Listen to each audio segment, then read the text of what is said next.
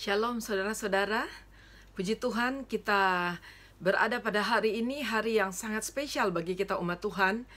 Karena kita merayakan hari Jumat Agung, yaitu hari penyalipan, hari kematian Yesus Kristus di kayu salib.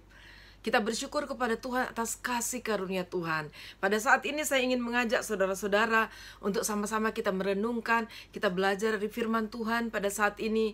Dan saya beri judul adalah kuasa penebusan Kristus.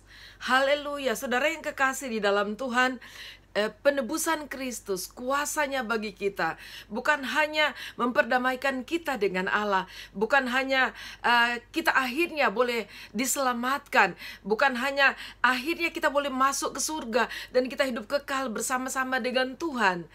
Dan saudara, kita bersyukur kepada Tuhan bahwa bukan saja kita terhindar dari neraka, kita terhindar dari penghukuman kekal dari iblis dan segala kroni-kroninya. Tetapi saudara yang kekasih di dalam Tuhan, kita bersyukur kepada Tuhan bahwa kita bukan hanya menerima kuasa penebusan Kristus itu seperti wow, itu entah berentah kapan nanti sesudah kita meninggal, dan sepertinya itu masih hayalan semata-mata. Tidak saudara, selain hal-hal yang pasti yang belum kita lihat nantinya, seperti yang saya sudah katakan tadi, kita menerima atas kuasa penebusan Kristus, tapi kita juga dapat atau diperdamaikan oleh Allah. Oleh karena perdamaian atau pendamaian dari Kristus bagi kita, kita juga bisa diperdamaikan. Kita boleh hidup damai, kita menjadi lebih baik dalam hubungan-hubungan kita dengan sesama kita di dunia ini. Semasa kita masih hidup, kita dapat menerima dan kita dapat mengalami kuasa penebusan Kristus itu sendiri. Haleluya, terpujilah Tuhan.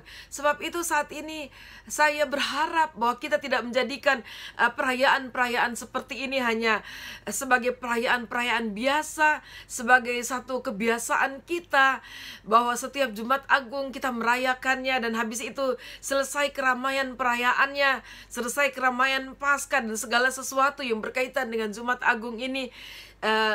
Begitu juga ingatan kita juga akan selesai dan kita kembali kepada kehidupan sebenarnya. Nah, saudara yang kekasih, saya punya teman pernah bilang kepada saya, pernah bercerita sedikit lucu, tapi lucu-lucu nyata saudara.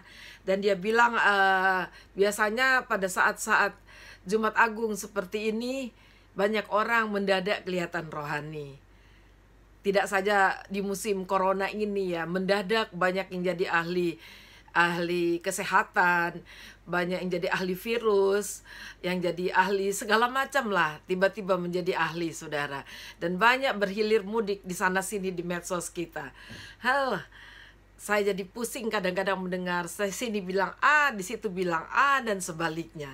Nah saudara, kembali ke cerita saya, cerita dari teman saya. Dia bilang di Jumat Agung seperti ini juga banyak yang mendadak jadi rohani lewat penampilannya, mungkin pakaian dan sebagainya, bahkan lewat wajah seriusnya ketika beribadah, bahkan lewat air matanya saat mendengarkan firman Tuhan atau menyaksikan film penyalipan Kristus.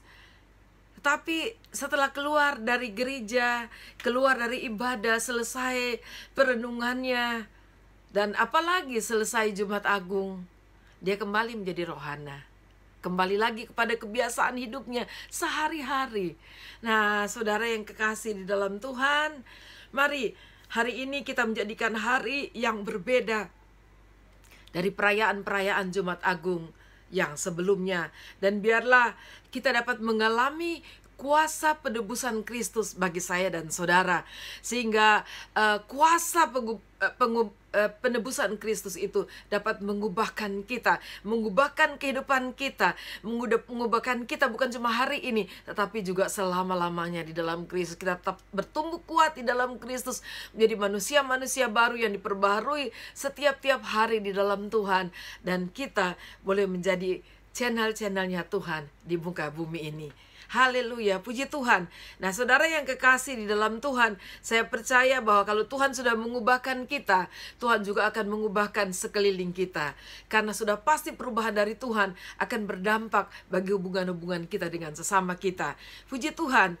Dan mari sama-sama saya ingin ajak kita menyikapi atau menyoroti, saudara, sikap Kristus saat ia berada di bumi ini, dan secara khusus pada saat dia disalibkan, dia digantung di kayu salib, dia bersama dengan kedua penyamun yang ada di sisi kiri dan kanannya. Setelah dia boleh mengalami berbagai penderitaan, hinaan, bahkan hujatan, caci maki, dan bahkan diludahi dan sebagainya, saudara, tibalah Yesus di kayu salib, dan dia bersama-sama dengan dua penyamun. Mari saya ajak saudara untuk membaca di dalam kitab Lukas pasal yang ke-23. Kita akan baca ayat 32, 33, dan 34. Kalau saudara sudah dapat, ayo kita akan baca bersama-sama kitab Lukas pasal 23 ayat 32, 33, 34. Dan saya berharap renungan kita pada hari ini dapat menjadi berkat, dapat berdampak bagi hidup kita, sehingga kita boleh diubahkan oleh Tuhan, diubahkan oleh firman-Nya. Mari kita membaca bersama-sama Lukas 23 mulai ayat 32. Dan ada juga digiring dua orang lain, yaitu dua penjahat, untuk dihukum mati bersama-sama dengan dia. Ketika mereka sampai di tempat yang bernama Tengkorak, mereka menyalibkan Yesus di situ, dan juga kedua orang penjahat itu, yang seorang di sebelah kanannya dan yang seorang di sebelah kirinya. Yesus berkata, "Ya Bapa, ampunilah mereka, sebab mereka tidak tahu apa yang mereka perbuat." Dan mereka membuang undi untuk membagi pakaiannya. Saudara yang kekasih di dalam Tuhan Yesus, Yesus berada di kayu salib dan sedang mengalami segala penderitaan karena dosa manusia. Termasuk dosa yang diperbuat oleh manusia yang ada di sekitarnya, saudara. Yesus begitu mengasihi manusia. Tetapi saya sangat melihat Yesus sebagai pribadi yang luar biasa. Walaupun pada malam sebelumnya, yaitu hari Kamis malam, dia di Taman Getsemani berdoa. Sedemikian rupa firman Tuhan berkata, sampai peluhnya seperti butiran-butiran darah. Nah, saudara yang kekasih, hal seperti itu kalau secara saudara manusiawi, itu diterjemahkan sebagai orang yang sudah mengalami tekanan yang luar biasa, sudah sampai kepada tingkat yang depresi yang sangat berat. Dan kita tahu sebenarnya kemenangan Yesus pada saat di kayu salib sudah dimulai dari Getsemani. Saat dia berjumpa dengan Tuhan dan dia berserah penuh kepada Bapanya, dan dia meminta kepada Tuhan untuk memberikan kekuatan. Kalau ini menjadi kehendak-Mu, biarlah kehendak-Mu jadi. Dan saudara, di dalam penyerahan yang total kepada Allah, itu adalah kekuatan Yesus, dan itu adalah kemenangan Yesus. Dan itu mengajarkan kepada kita, saudara, kalau kita mau menang atas segala tantangan, atas segala persoalan, atas segala masalah dalam kehidupan kita, mari kita hidup terus di dalam penyerahan diri secara total kepada Tuhan. Karena kita akan mengalami kemenangan kita justru pada saat kita di dalam doa bersekutu dengan Allah kita, Bapa kita yang baik. Nah, saudara, dan kita melihat Tuhan Yesus sedang berhadapan dengan manusia yang sebelumnya berteriak salibkan dia, yang kemudian menganiaya dia, dan sampai dia berada di kayu salib, saudara, dalam penderitaan. Dan kita tahu bahwa tangannya dipaku, kakinya dipaku, sehingga dia bertahan di atas salib, saudara, dalam keadaan seperti itu. Nah, saudara, di tengah penderitaan yang luar biasa seperti itu, Tuhan Yesus masih dapat mengeluarkan kata-kata yang dahsyat dan luar biasa. Kasih-Nya tidak terpengaruh oleh kejahatan manusia, karena kasih-Nya adalah kasih yang kekal, kasih yang sudah dia memutuskan dirinya untuk menyerahkan hidupnya dan segala-galanya bagi manusia. Nah, saudara yang kekasih di dalam Tuhan, Tuhan Yesus berkata, ampunilah, ya Bapa, ampunilah mereka, sebab mereka tidak tahu apa yang mereka perbuat. Dan saudara, kita seringkali juga berhadapan dengan hal-hal seperti itu. Seringkali kita diperlakukan oleh sesuatu yang kita sadar dia tidak tahu apa yang dia lakukan. Dia tidak tahu betul kita punya diri. Dia tidak tahu betul apa yang saya lakukan. Dia tidak tahu betul apa yang terjadi. Tapi itu yang kita alami. Nah, saudara yang kekasih, kita belajar dari Tuhan. Kita punya Tuhan yang luar biasa. Kalau kita mengalami hal-hal yang seperti saya bilang tadi, kadang-kadang juga adalah hasil dari apa yang kita lakukan. Kesalahan kita, kekurangan kita, kelemahan kita. Tapi Tuhan Yesus adalah Tuhan yang luar biasa. Dia sudah ditetapkan oleh Allah Bapa untuk memikul, menanggung, dan menebus semua dosa manusia. Saudara, dan Tuhan Yesus mencontohkan apa yang diajarkannya kepada murid-muridnya, kepada kita semuanya. Saudara, mari kita belajar. Sebelumnya Tuhan Yesus sudah mengajar murid-muridnya. Yang pertama kita mendapati, dan saya ingin kita sama-sama melihat di dalam Matius 6 ayat 12. Ada perkataan yang sama yang pernah dikatakan oleh Tuhan Yesus lewat mulutnya, lewat perkataannya, saudara. Dan ini konteksnya memang berbeda. Konteks yang ini adalah dia mengajarkan murid-muridnya untuk berdoa. Dan di dalam bagian doa Bapa kami yang kita kenal, doa Bapa kami. Nah, saudara, di situ dikatakan di ayat yang ke-12 dari Matius yang ke-6, dikatakan demikian, dan ampunilah kami. Tuhan Yesus mengajarkan kepada murid-murid Tuhan Yesus untuk meminta pengampunan dari Bapa. Ampunilah kami akan kesalahan kami. Tetapi menariknya adalah yang berikutnya, frase yang berikutnya, seperti kami juga mengampuni orang yang bersalah kepada kami. Jadi kita melihat bagaimana Tuhan Yesus mengajar kita. Kalau kita meminta ampun kepada Tuhan, jangan lupa kita harus juga bersedia untuk mengampuni orang lain, orang yang bersalah kepada kita. Nah, saudara yang kekasih di dalam Tuhan, ini pengajaran Tuhan Yesus kepada kita. Dan kita tahu Tuhan Yesus juga mengajar kepada orang banyak, saudara. Di dalam kitab Markus 11 ayat 25, di situ juga dikatakan Tuhan Yesus berkata, dan jika kamu berdiri untuk berdoa, ampunilah dahulu sekiranya ada barang sesuatu dalam hatimu terhadap seseorang. Wow, luar biasa. Saudara yang kekasih, mungkin kita belum beradu mulut, mungkin belum ada apa-apanya, tapi kita sudah baper, kita sudah rasa tidak nyaman, kita bahkan sudah marah, kita sudah mulai dengki mungkin. Atau mungkin sudah sampai ke puncaknya kita mulai membenci seorang, saudara. Tapi Tuhan bilang begini, dan jika kamu berdiri untuk berdoa, ini berkaitan dengan doa, Tuhan mengajar lebih detail lagi. Ampunilah dahulu sekiranya ada barang sesuatu dalam hatimu, sesuatu apapun itu, tetapi sesuatu terhadap seseorang, supaya juga Bapamu yang di surga mengampuni kesalahanmu. Saudara, kesalahan, saudara, itu hal yang biasa di dalam hidup. Saudara, kesalahan ada juga yang tidak menjadi, belum sampai menjadi dosa dalam hidup kita. Karena kita salah bertindak, salah tanpa kita sadari, sudah.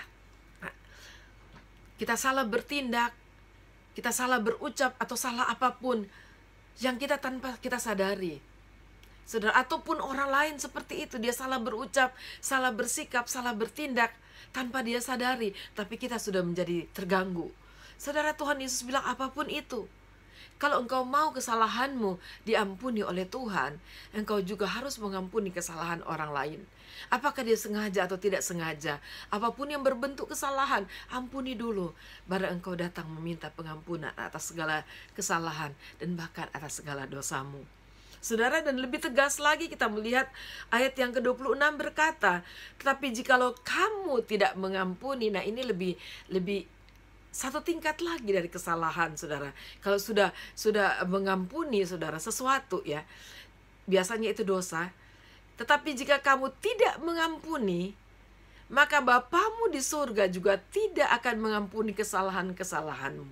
Saudara, kalau kita tidak mengampuni sesama kita, secara jelas firman Tuhan berkata, sangat kuat, maka Bapamu yang di surga juga tidak mengampuni kesalahan-kesalahanmu. Wow. Saudara yang kekasih di dalam Tuhan, kalau Tuhan boleh mengajarkan kita seperti itu, lalu Tuhan mencontohkan dengan perbuatannya. Saudara yang kekasih, mari kita belajar dari Tuhan. Tuhan Yesus berkata, Bapa, ampunilah mereka, karena mereka tidak tahu apa yang mereka perbuat. Ini dahsyat sekali, saudara. Tuhan mengajar kita seperti itu. Apalagi kita yang menyebut diri kita anaknya, anak-anak Tuhan. Atau lebih khusus lagi kalau saudara merasa terpanggil untuk melayani, kita menyebut diri kita sebagai hamba-hamba Tuhan. Apapun kita menyebut diri kita seorang anak, kita seorang hambanya, sama-sama kita harus taat kepada Tuhan. Dan kita masih di bawah Dia. Kalau kita anak, kita tidak akan menjadi di atas orang tua kita. Kalau kita adalah hamba, kita tidak menjadi di atas dari Tuhan kita. Saudara yang kekasih, mari kita tunduk kepada Tuhan. Kita belajar dari Tuhan dan kita meneladani Dia. Kalau Tuhan kita memanggil kita sebagai anak, sebagai hamba, dan saya bersyukur sekali, saudara, kalau kita melihat panggilan Tuhan, panggilan pelayanan di dalam perjanjian baru, ada jabatan-jabatan. Jabatan imam masih iya, nabi masih iya, rasul masih iya, saudara, gembala masih iya. Ada hal-hal tertentu, tapi tidak saya lihat panggilan sebagai hakim. Nah, saudara, kalau di perjanjian lama ada, kita tahu ada beberapa orang yang dipanggil Tuhan. Ya, di kitab hakim-hakim kita melihat ada Deborah, ada Samson, ada lain-lain, saudara, menjadi hakim. Tetapi ada kitab hakim-hakim. Tetapi saudara, kita tidak melihat ada Gibeon dan ada lain-lain, saudara. Tapi kita tidak melihat di perjanjian baru ada panggilan menjadi hakim. Karena itu akan kontradiksi dengan apa yang Tuhan ajarkan kepada kita. Saudara, dikatakan Tuhan Yesus dalam Lukas pasal yang ke-6, ayat yang ke-37 di situ berkata, janganlah kamu menghakimi. Wow, Tuhan tidak menyuruh kita menjadi hakim. Janganlah kita menghakimi, janganlah kamu menghakimi. Maka kamu pun tidak akan dihakimi. Rupanya Tuhan tidak panggil kita untuk hakim menghakimi satu dengan yang lain. Benar enggak, saudara? Dan janganlah kamu menghukum, maka kamu pun tidak akan dihukum. Dan ampunilah, dan kamu akan diampuni. Ini hal-hal yang bagaimanapun saudara menangkap ini. Tapi kalau kita menangkap dengan secara sederhana, Tuhan secara jelas berbicara kepada kita, dan kita tidak perlu mencari sampai sedalam-dalamnya. Kita dapat mengerti. Kita dapat mengerti secara sederhana. Tuhan bilang jangan menghakimi, maka kamu pun tidak akan dihakimi. Sesama anak-anak, sesama hamba-hambanya. Kita tidak dipanggil untuk saling hakim menghakimi, saudara. Hukum menghukum. Tapi Tuhan panggil kita untuk ampuni mengampuni. Mungkin saudara merasa, bagaimana kalau orang itu salah? Saudara, itu lain soal. Tuhan tidak panggil kita menjadi hakim atas kesalahannya, saudara. Tapi Tuhan panggil kita sebagai saudara untuk dapat menasihati, datang kepadanya dan beritahukan kepada dia dengan cara yang baik. Kata firman Tuhan, kalau kita mau menasihati orang, kita mau menegur seseorang atas kesalahannya, kita harus jaga diri kita supaya kita tidak jatuh dalam kesalahan, kita tidak jatuh dalam dosa, bahkan kita tidak jatuh dalam kesombongan, saudara. Nah, saudara, mari kita sadar hal ini. Memang banyak orang yang banyak belajar, dan saya juga mengajak kita untuk hati-hati. Belajar itu baik, tapi jangan sampai sudah banyak belajar, sudah banyak tahu, dan akhirnya menjadi sok tahu.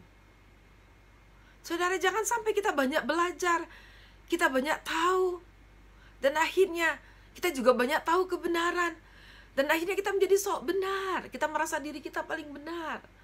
Kalau kita banyak belajar, banyak tahu jalan kebenaran, banyak tahu kebenaran. Tuhan ingin agar apa yang kita tahu, apa yang kita pelajari, kita dapat menjadi berkat, kita dapat mengajar orang lain sambil menjaga diri kita. Betul nggak, saudara? Biar Tuhan tolong kita. Kita semua dalam perjalanan panjang, proses yang sama untuk belajar.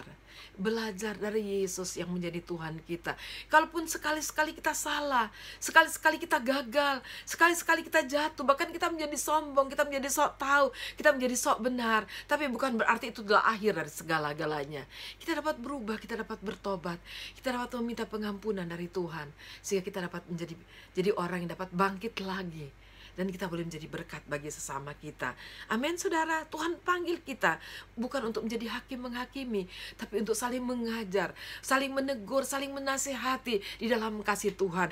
Karena penghakiman, saling menghakimi tidak akan mengalir bersama-sama dengan kasih-kasih, tidak dapat mengalir bersama-sama dengan penghakiman. Saudara yang kekasih di dalam Tuhan, Tuhan mau kita saling mengasihi satu dengan yang lain. Karena kasih menutupi banyak kesalahan. Kasih menutupi banyak dosa. Penghakiman mengobral dosa. Akhir-akhir ini saya sedih pada saat masing-masing saling mengobral satu dengan yang lain atas kekurangan dan kesalahan. Masing-masing merasa diri benar dan bahkan memakai ayat-ayat firman Tuhan untuk mempertahankan sok benarnya dan sok tahunya. Mari saudara kita menjadi rendah hati. Haleluya. Karena kasih Yesus datang ke dunia. Dia menebus kita. Dia menjadi penebus kita. Ia menjadi korban penebus salah kita. Sehingga lewat penebusannya kita diampuni. Kita diampuni dosa-dosa kita. Saudara, kita harus kembali kepada iman yang paling mendasar. Kita adalah orang-orang yang diampuni. Kita hanya adalah orang-orang yang dikasih karuniai oleh Tuhan, tidak lebih. Dan mari kita tidak menjadi sombong dengan apa yang kita punya. Amin, saudara. Haleluya. Saudara yang kekasih di dalam Tuhan, kita belajar dari Tuhan Yesus. Tidak ada pengampunan tanpa pengorbanan. Pada saat Allah memutuskan untuk mengampuni manusia, pengampunan itu tidak akan jalan tanpa pengorbanan. Sebab itu dari awal manusia jatuh di dalam dosa, Allah sudah menyatakan bahwa Tuhan akan mengampuni kita, yaitu dengan pengorbanan. Harus ada korban anak domba Allah. Ada pengorbanan dari manusia pertama jatuh di dalam dosa. Allah menyembelih binatang dan memakaikan kulit binatang itu menutupi manusia, menutupi menjadi pakaian, menutupi ketelanjangan manusia, menutupi rasa malu manusia, segala kemaluan karena manusia sudah jatuh dalam dosa, dan manusia menjadi orang yang memalukan, manusia yang memalukan, dan Tuhan perlu mengorbankan binatang. Dan itu diajarkan bahkan sampai pada akhirnya Yesus datang ke dunia dan menjadi korban. Kita hanya orang-orang yang mengalami kasih karunia Tuhan. Tidak ada pengampunan tanpa pengorbanan dari sepemberi ampun itu, dari Allah kita lewat Yesus Kristus. Tidak ada pengampunan tanpa merendahkan diri. Yesus dari surga yang mulia datang ke dunia, merendahkan dirinya, bahkan sampai mati di kayu salib, kata firman Tuhan. Tidak ada pengampunan tanpa melepaskan hak, tanpa memberikan kepada orang yang dia ampuni itu apa yang dia miliki, yaitu hidupnya, dirinya sendiri. Kadang-kadang orang merasa berat untuk mengampuni, karena dia tidak bisa mengorbankan harga dirinya untuk mengampuni orang lain. Dia tidak mau merendahkan dirinya. Kalau saya mengampuni, keenakan dia, bahagianya dia. Tidak, saudara. Jangan dikuasai oleh keegoisan kita. Ingat bahwa kalau kita tidak mengampuni, kita tidak diampuni oleh Tuhan, dan Yesus memberi pelajaran berharga bagi kita. Lepaskan pengampunan, berkorban, merendahkan diri, datang kepada orang yang bersalah dan katakan, aku mengampuni engkau. Maukah engkau mengampuni aku? Datang dengan kerendahan diri. Bukan cuma rendah hati, merendahkan diri, berada di bawah orang lain. Saudara yang kekasih, Yesus datang merendahkan diri. Dia rela diperlakukan apapun oleh manusia yang dicintainya, yang kepadanya Dia sudah memberikan segala-galanya dan menjadi penebus mereka. Saudara yang kekasih, mari kita melepaskan hak kita. Ampunilah sesama kita. Perdamaikan dirimu dengan sesama. Saudara yang kekasih di dalam Tuhan, Tuhan memanggil kita untuk kita menjadi Allah Tuhan, untuk meneruskan kasih Kristus. Bahkan kita meladani kehidupan Kristus, sehingga orang dapat melihat kita dan boleh diberkati oleh Tuhan. Kita memang belum sempurna. Saya belum sempurna, saudara belum sempurna, tapi kita berjalan dalam kesempurnaan itu. Kita masih bisa jatuh bangun, saudara, tapi kita punya Tuhan dengan tangannya yang kuat, yang akan terus mengangkat kita. Kata firman Tuhan, bulu yang terkulai tidak akan sampai dipatahkannya. Kita sekalipun kita jatuh, Tuhan tidak akan membiarkan kita tergeletak. Tuhan akan mengangkat kita.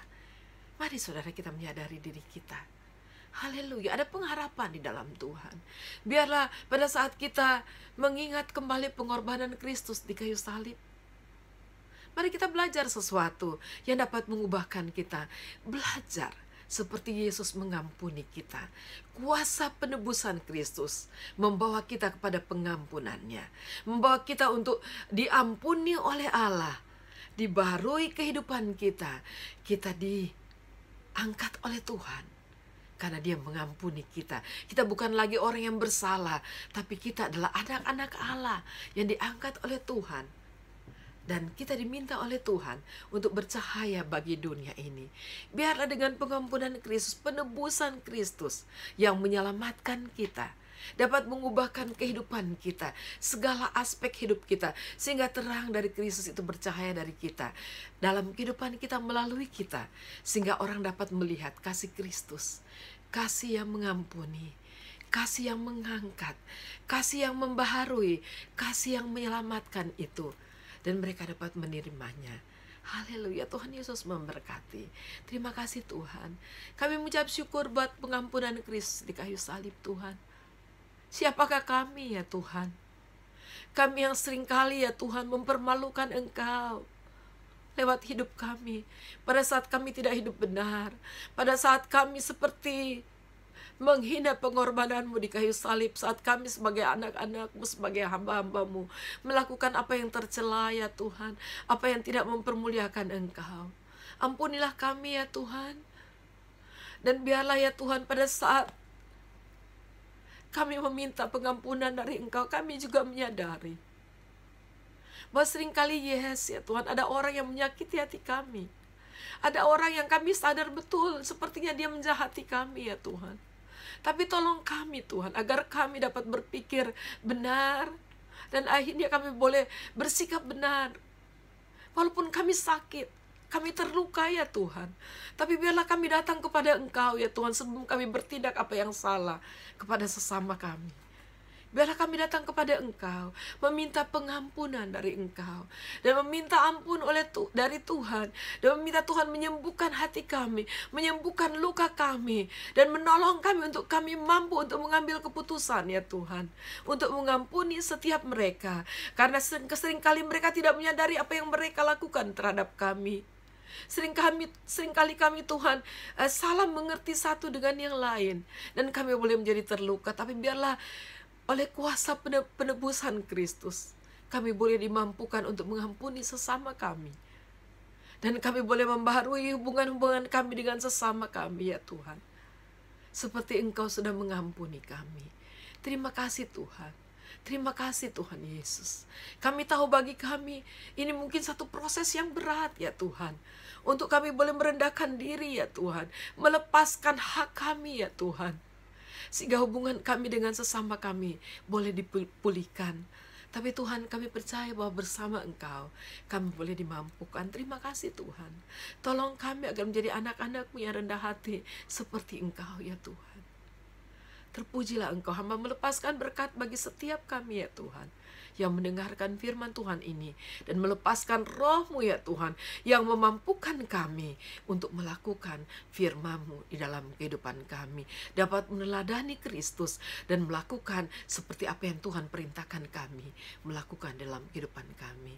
Terima kasih Tuhan, di dalam nama Tuhan Yesus kami bersyukur dan kami berdoa, dan biarlah berkat dari penebusan Kristus yang sudah dilakukan pada Jumat Agung Tuhan dapat menjadi berkat bagi kami, menjadi perubahan hidup bagi kami, dan kami boleh berkemenangan dari hari ke hari. Haleluya, haleluya, amin, amin. Tuhan Yesus memberkati.